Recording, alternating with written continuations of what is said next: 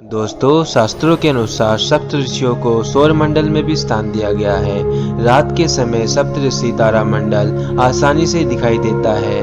वैसे तो वैज्ञानिकों ने कई तारों और मंडलों की खोज की है, लेकिन सप्त ऋषि तारे के बारे में हजारों साल पहले ही ग्रंथों में बताया गया था।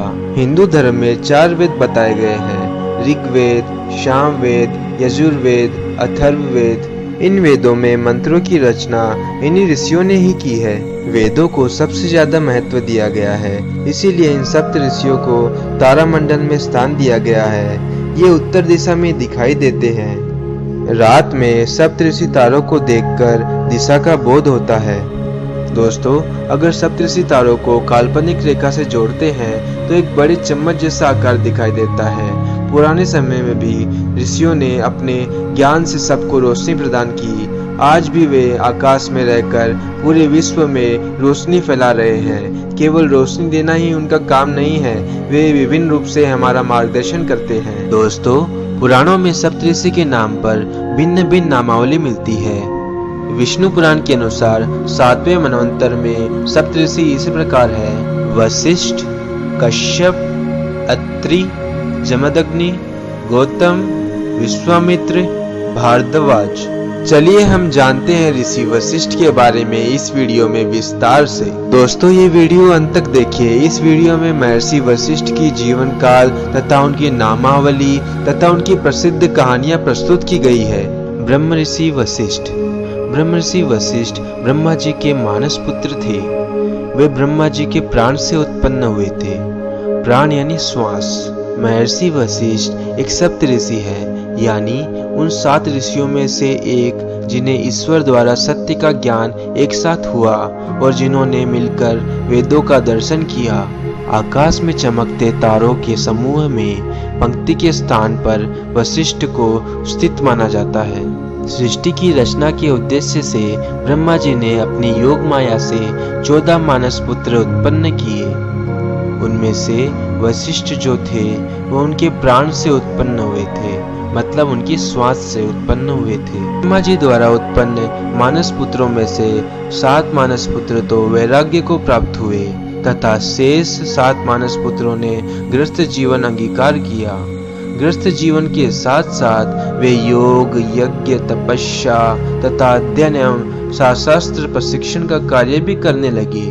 वे अपने 7 मानस पुत्रों को, जिन्होंने गृहस्थ जीवन अंगीकार किया था, ब्रह्मा जी ने उन्हें विभिन्न क्षेत्र देकर क्षेत्र का विशेषज्ञ बना दिया। ब्रह्मा जी के गृहस्थ मानस पुत्रों का नाम इस प्रकार है कि ब्रह्मर्षि, देवर्षि, महर्षि, ब्रह्मर्षि, कांडश्री, सूत्रश्री, राजश्री।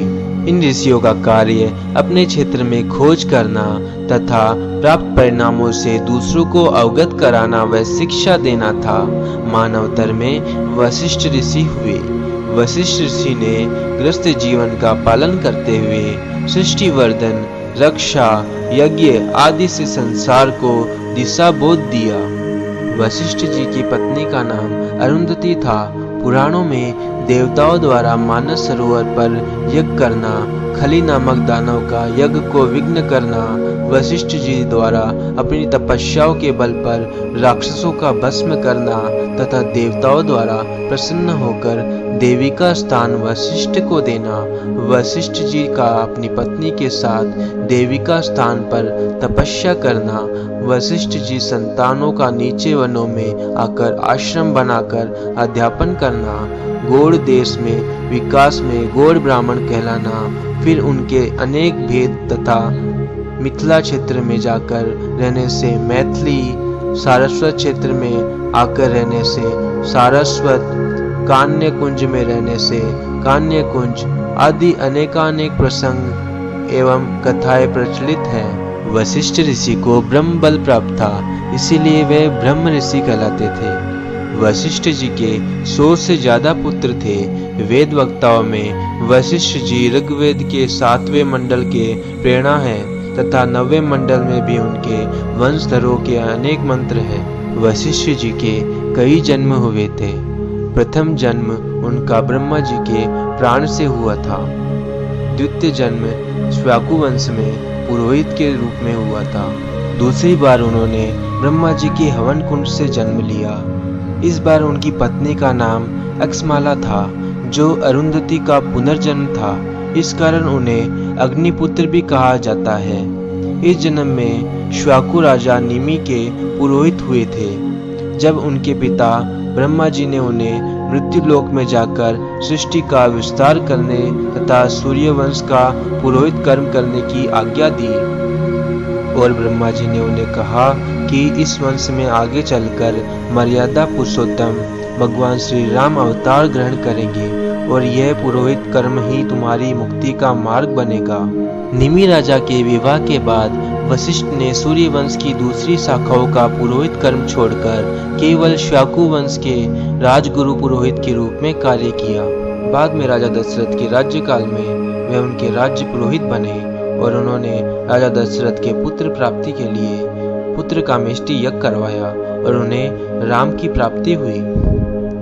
राम आदि का नामकरण किया और उन्हें शिक्षा दीक्षा दी।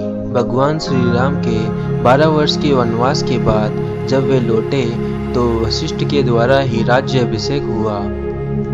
गुरु वशिष्ठ ने ही श्री राम के राज्य कार्य में सहयोग के साथ साथ उसने अनेक यज्ञ करवाए। वशिष्ठ जी के बारे में पुरानी कथाओं में यह भी लिखा गया है कि वनवास के दौरान जब युद्ध में रामचंद्र जी के द्वारा रावण मार दिया गया तो रामचंद्र पर ब्रह्म हत्या का पाप लग गया। अयोध्या वापस आने पर श्री राम इस पाप के निवारण के लिए अश्वमेघ यज्ञ को करने की तैयारी में जुट गए। यज्ञ शुरू हुआ तो उपस्थित सारे ऋषि मुनियों ने गुरु वशिष्ठ को नहीं देखा। वशिष्ठ राजपुरोहित थे, बिना उनके ये यज्ञ सफल नहीं हो सकता था। उस समय वशिष्ठ हिमालय में तपस्या में लीन थे। श्रृंगी ऋषि लक्ष्मण को लेकर मुनि वशिष्ठ को खोजने में निकल पड़े। लंबी यात्रा के बाद वे इसी स्थान पर पहुंचे। सर्दी बहुत थी। लक्ष्मण ने गुरु के स्नान के लिए गर्म जल की आवश्यकता समझी। लक्ष्मण ने तुरंत धरती पर अग्नि बाण मारकर गर्म जल की धाराएं निकाल दी।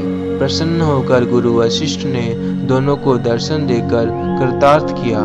गुरु ने कहा कि अब यह धारा हमेशा रहेगी, वह जो इसमें नहाएगा उसकी थकान व चर्म रोग दूर हो जाएंगे। लक्ष्मण ने गुरु जी को यज्ञ की बात बताई। तत्पुराण गुरु वशिष्ठ ने अयोध्या जाकर यज्ञ को सुचारू रूप से संपन्न कराया। एक बार की बात है, राजा कौशिक अपनी सेना के साथ जंगल में शिकार करने निकले थे। तभी वे भटकते भटकते ऋषि वशिष्ठ के आश्रम जा पहुंचे। ऋषि वशिष्ठ ने उनका बहुत आदर सत्कार करने की इच्छा प्रकट की। राजा कौशिक ने कहा, हमारी इतनी बड़ी सेना और आपकी इतनी छोटी सी कुटिया, आप कैसे हमारे रहने और खाने का प्रबंध करेंगे? तभी ऋषि वशिष्ठ ने अपनी कामधेनु गाय नंदिनी की तरफ देखा।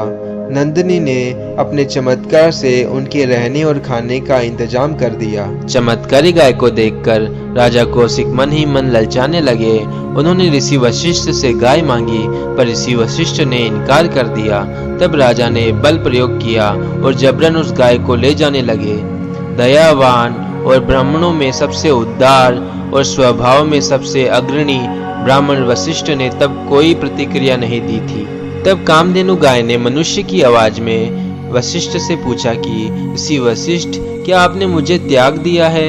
क्या आपने मुझे इस राजा को सौंप दिया है? अगर नहीं तो मुझे आज्ञा दीजिए, मैं इस राजा को सबक सिखाने में सक्षम हूँ। तब ऋषि वशिष्ठ ने कामधेनु को अपनी आत्मरक्षा की आज्ञा दे दी। तब कामधेनु ने अपने स्तनों से सेना प्रकट की, जिसने देखते देखते राजा कौशिक की सेना को समाप्त कर दिया। तब राजा खुद हथियार लेकर खड़ा हो गया। तब राजा भी कुछ न कर पाया तो उसने कामधेनु पर दिव्यास्त्र चलाए। तब वशिष्ठ ने हथियार तो नहीं उठाए, लेकिन अपने दंड से उन्होंने राजा कौशिक के हर अस्त्र को निष्फल कर दिया था। तब राजा कौशिक समझ गए कि क्षत्रियों से ज्यादा शक्ति ब्राह्मणों में होती है, क्योंकि वे तपस्या करते हैं। और तब वे तपस्या में लग गए, जिसके बल पर उन्होंने छल से वशिष्ठ के पुत्रों को मरवाया। वशिष्ठ तब भी क्रोधित नहीं हुए और उसे होनी समझा। अतः विश्वामित्र को भी समझ आ गया कि वो गलत है। तब उन्होंने तपस्या से वशिष्ठ से मित्रता स्थापित की और क्षत्रिय जन्म लेकर भी ब्राह्मण पद पाने वाले पहले पृथ्वी के इंसान बने। राजा कौशिक अपनी तपस्या के कारण वे महर्षि विश्वामित्र के नाम से प्रसिद्ध हुए, जिन्होंने गायत्री मंत्र की खोज की। इस कहानी में हमें ऋषि वशिष्ठ की उदारता और क्षमा भावना दिखाई देती है। ऋषि वशिष्ठ की एक और कहानी प्रचलित है, जिसमें राजा शाकु के कुल में एक कलमासपाद नाम का एक राजा हुआ। राजा एक दिन शिकार खेलने वन में गया।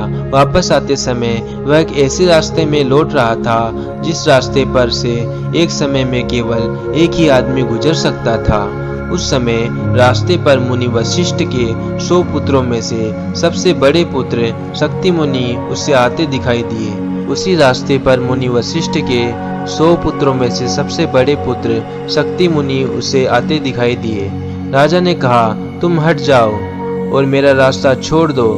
तभी शक्ति मुनि ने कहा, तुम अपना रास्ता छोड़ दो। दोनों में विवाद हुआ तो शक्ति मुनि ने उसे राजा का अन्याय समझकर उसे राक्षस बनने का श्राप दे दिया। उसने कहा, तुमने मुझे अयोग्य श्राप दिया है। ऐसा कहकर वह शक्ति मुनि को ही खा गया। शक्ति मुनि और वशिष्ठ मुनि के और पुत्रों के भक्षण का कारण भी उसकी राक्षस वृत्ति थी। अभी ऋषि वशिष्ठ के पुत्रों में से कोई नहीं बचा था। तभी ऋषि वशिष्ठ निराश हो गए थे। ऋषि वशिष्ठ को जब ये पता चला तो वे बहुत निराश हो गए। तभी ब्रह्मा जी ने उन्हें दर्शन दिया और कहा कि तुम्हारे पुत्र वधु के गर्भ में तुम्हारा उत्तराधिकारी है। पुत्र वधु के गर्भ में शिशु वेद मंत्र का उच्चारण कर रहा था। इसे देखकर ऋषि वशिष्ठ बहुत खुश हुए और पुनः धर्म पूर्वक अपने कर्तव्यों का पालन करने लगे थे। यही बालक आगे चलकर पराशर ऋषि के रूप में प्रसिद्ध हुए। पराशर भारतवर्ष के प्रतिभा संपन्न महर्षि थे। उनके रचे ग्रंथों की संख्या बहुत बड़ी है। उनके द्वारा रचित ज्योतिष ग्रंथ, आयुर्वेदिक ग्रंथ, विष्णु पुराण, वास्तुशास्त्र, नीति शास्त्र आदि अनेक ग्रंथ उपलब्ध है। आगे चलकर पार्सर के जो पुत्र हुए उनका नाम था वेद व्यास, जिन्होंने महाभारत की रचना की थी। दोस्तों, विद्वानों के अनुसार कहते हैं कि एक वशिष्ठ ब्रह्मा के पुत्र हैं, दूसरे शाकु वंशीय ऋषियों के काल में हुए थे जिन्हें वशिष्ठ देवराज कहते हैं, तीसरे कांतिवीर्य सहभाव के समय हुए जिन्हें वशिष्ठ अपूर्व कहते हैं, चौथे अयोध्या के राजा बहु के समय हुए जिन्हें वशिष्ठ अर्थनिधि कहते हैं, पांचवें राजा सौदास के समय हुए थे जिनका नाम वशिष्ठ श्रेष्ठवास था। कहते हैं सौदास से आगे चलकर कलमासपाद कहलाए। छठे वशिष्ठ राजा दिलीप के समय हुए जिनके वशिष्ठ अर्थनिधि कहा जाता है। इसके बाद सातवें भगवान राम के समय हुए जिनके महर्षि वशिष्ठ कहते हैं और आठवें महाभारत के काल में हुए जिनके पुत्र का नाम पार्सर था। इनके अलावा वशिष्ठ मंत्रावरुण, वशिष्ठ शक्ति, वशिष्ठ सूर्यचस जैसे दूसरे वशिष्ठों का भी जिक्र आता है। अगर दोस्तों आपको ये वीडियो अच्छा लगा तो please like and subscribe my channel.